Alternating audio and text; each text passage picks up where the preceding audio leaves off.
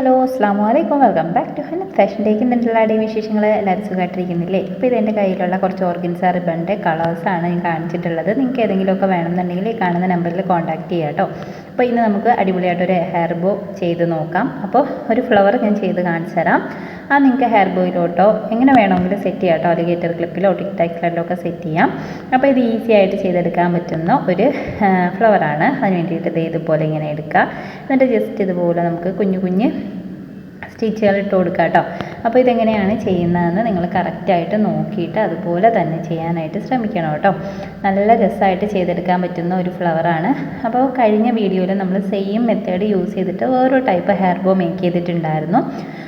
Organza dotted ribbon വെച്ചിട്ട് ചെയ്യാൻ പറ്റുന്ന കുറച്ച് വർക്കുകളാണ് നമ്മളിപ്പോൾ കണ്ടിന്യൂസ് ആയിട്ട് ചെയ്തുകൊണ്ടിരിക്കുന്നത്. അപ്പോൾ നിങ്ങൾക്കും ഇതുപോലെയൊക്കെ ചെയ്യാൻ ആഗ്രഹമുണ്ട് എന്നുണ്ടെങ്കിൽ ഇതിന്ന് റിബൺസൊക്കെ നിങ്ങൾക്ക് പർച്ചേസ് ചെയ്തിട്ട് ചെയ്ത് നോക്കാവുന്നതാണ് കേട്ടോ. അപ്പോൾ അത്യാവശ്യം നല്ലൊരു വർക്കാണ് ഇന്നത്തതും. ഇതിന് മുന്നേ നമ്മൾ വീഡിയോസ് അപ്ലോഡ് ചെയ്തിട്ടുണ്ട്. നിങ്ങൾ ജസ്റ്റ് ഒന്ന് കണ്ടു നോക്കുക.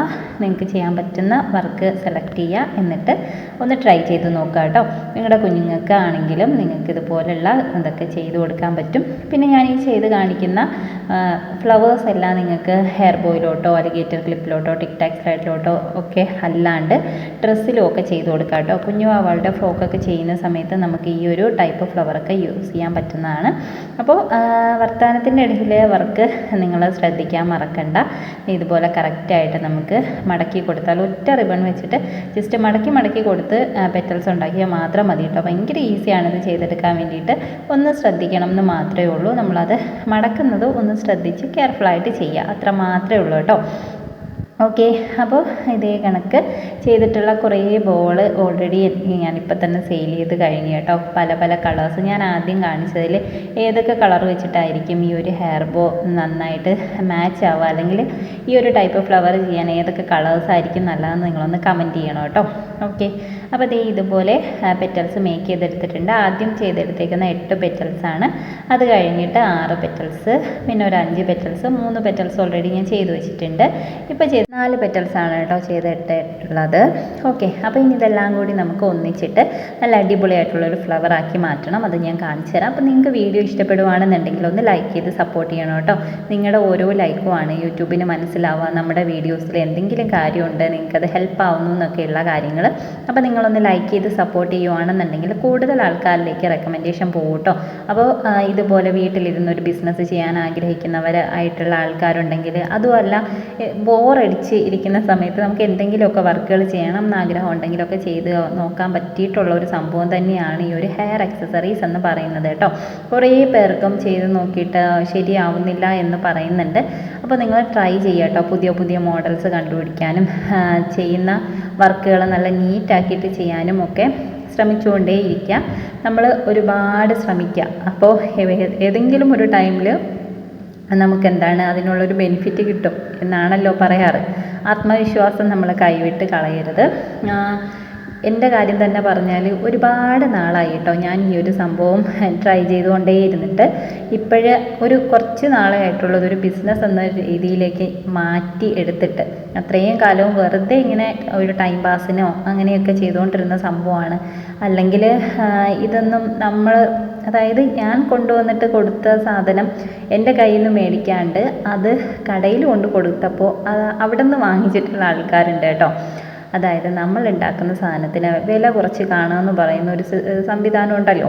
നമ്മുടെ തൊട്ടടുത്തുള്ള ആൾക്കാർ, നമ്മൾ അറിയുന്ന ആൾക്കാരൊക്കെ ആണെന്നുണ്ടെങ്കിൽ ചിലപ്പോൾ നമ്മളെ നിന്ന് വാങ്ങിക്കാൻ അവർ മടി കാണിക്കും കേട്ടോ. അത് നമ്മളുണ്ടാക്കുന്ന പ്രൊഡക്റ്റിൻ്റെ കുഴപ്പമായിരിക്കത്തില്ല, അവർക്ക് നമ്മളോട് വാങ്ങിക്കാനുള്ളൊരു ബുദ്ധിമുട്ടായിരിക്കും.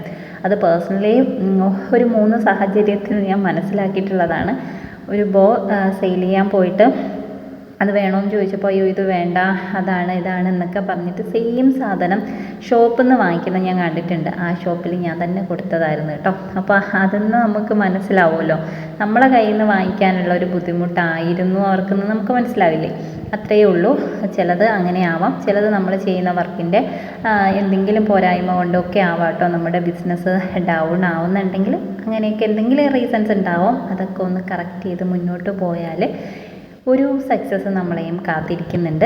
അതിന് നന്നായിട്ട് ഹാർഡ് വർക്ക് ചെയ്യുക. ഹാർഡ് വർക്ക് മാത്രമല്ല, ഭാഗ്യം എന്ന് പറയുന്നൊരു സംഭവമുണ്ട്. പടച്ചോൻ എപ്പോഴാണ് നമുക്ക് നമ്മുടെ ഒരു സമയം ഒരുക്കി വെച്ചേക്കുന്നതെന്ന് പറയാൻ പറ്റില്ലല്ലോ. അപ്പോൾ നമ്മൾ എഫേർട്ട് എടുക്കുക, അല്ലെങ്കിൽ നമ്മൾ ശ്രമിക്കാത്തത് കൊണ്ട് അത് കിട്ടിയില്ല എന്ന് പറയണ്ടല്ലോ. അപ്പോൾ നമ്മൾ ശ്രമിച്ചുകൊണ്ടേ ഇരിക്കുക, എന്നെങ്കിലും എപ്പോഴെങ്കിലും നമ്മുടെ ടൈമും വരുന്നേ. അങ്ങനെ ചിന്തിച്ചിട്ട് മുന്നോട്ട് പോവാം കേട്ടോ. ഓക്കെ, അപ്പോൾ ഇവിടെ ഫ്ലവർ റെഡി ആയിട്ടുണ്ട്. നിങ്ങൾക്ക് ഇഷ്ടപ്പെട്ടോ, എങ്ങനെയുണ്ട്, രസമുണ്ടോ എന്നൊക്കെയുള്ള കാര്യങ്ങൾ ഉറപ്പായിട്ടും ഒന്ന് കമൻറ്റ് ചെയ്യുക. അതുപോലെ തന്നെ നിങ്ങൾ ഒന്ന് ട്രൈ ചെയ്ത് നോക്കുക കേട്ടോ. നിങ്ങളുടെ കുഞ്ഞുവാവക്കെങ്കിലും ചെയ്തിട്ട് കൊടുക്കുക. പിന്നെ ഓർഗൻസ റിബൺ വെച്ചിട്ടുള്ള വർക്കുകൾ നമ്മൾ ചെയ്ത് തുടങ്ങിയപ്പോൾ കുറേ പേര് ചോദിക്കുന്നുണ്ട്, ഈ റിബണിന് എങ്ങനെയാണ് റേറ്റ്, എങ്ങനെയാണ് മേടിക്കുക എന്നൊക്കെയുള്ള കാര്യം. അപ്പോൾ എല്ലാ വീഡിയോസിലും നമ്മൾ നമ്പർ കൊടുക്കുന്നുണ്ട്, വാട്സപ്പ് നമ്പർ. നിങ്ങൾക്ക് അതിൽ കോൺടാക്റ്റ് ചെയ്യുകയാണെന്നുണ്ടെങ്കിൽ ഡീറ്റെയിൽസും കാര്യങ്ങളും ഒക്കെ കിട്ടും കേട്ടോ. പോസ്റ്റ് ഓഫീസിൽ നിന്നായിരിക്കും നിങ്ങൾക്ക് പ്രോഡക്റ്റൊക്കെ സെൻഡ് ചെയ്ത് തരുന്നത്. ഹെയർ ആക്സസറീസിൻ്റെ പ്രോഡക്റ്റൊക്കെ അവൈലബിൾ ആണ്, റിബൺ മാത്രമല്ല. ഞാൻ ഈ ഒരു റിബൺ വെച്ചിട്ടുള്ള വർക്കുകൾ കാണിക്കുന്നതുകൊണ്ട് ആ റിബൺ മാത്രം കാണിച്ചു എന്നേ ഉള്ളൂ കേട്ടോ. അപ്പം ബോയും അല്ലെങ്കിൽ ക്ലിപ്പും ടിക് ടാക് സ്ലൈഡ് അങ്ങനെയുള്ള എല്ലാ സംഭവങ്ങളും അവൈലബിൾ ആണ്. ഓക്കെ, അപ്പോൾ നിങ്ങൾ ജസ്റ്റ് ഒന്ന് ട്രൈ ചെയ്ത് നോക്കുക. നോക്കിയിട്ട് അഭിപ്രായം ഉറപ്പായിട്ടും പറയണം കേട്ടോ. അപ്പോൾ ഇഷ്ടപ്പെട്ടോ? ഇഷ്ടപ്പെട്ടാലും ഇല്ലെങ്കിലും ഒന്ന് കമൻറ്റ് ചെയ്തേക്കണേ. അപ്പോൾ നമുക്ക് നെക്സ്റ്റ് വീഡിയോയിൽ കാണാം ഇൻഷാ അല്ലാഹ്.